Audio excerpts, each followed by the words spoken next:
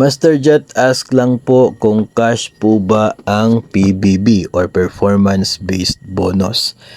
Sa ngayon, yung pinaka mabilis, no, at pinaka madali, no, pinaka magaan na proseso, yun po yung nire-recommenda, no, ng atin pong agency, no, like COA or ito pong DBM.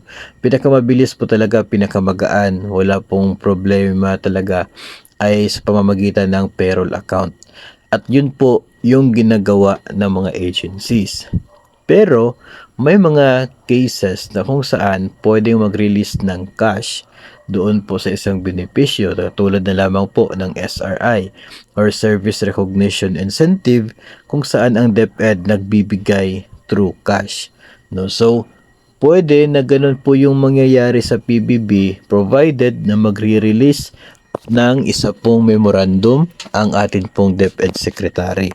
Kapag mayroon pong memorandum ang Secretary na nagsasabi na ang release ng benepisyong ito ay through cash, then through cash po yung magiging pag-release.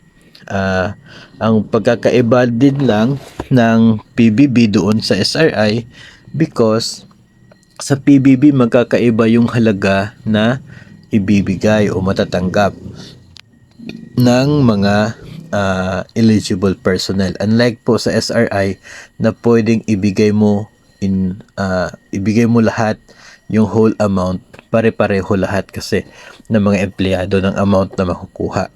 So, yung pagkakaiba ng mga halaga na matatanggap, yun din po ay magdadagdag doon sa trabaho, extra effort sa pag-prepare ng cash na siya pong ibibigay, if ever cash man, no, yung PBB. So yun po yung mga bagay na dapat pong tingnan ng DepEd.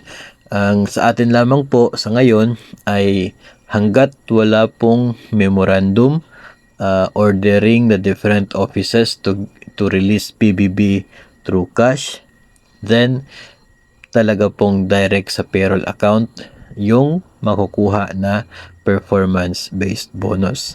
Yun lamang pong memo talaga from the DepEd Secretary, yung magsisilbi na siya pong parang turn around ng event dito. No, yun po yung magpapabago sa daloy ng proseso po ng pagtanggap ng performance-based bonus.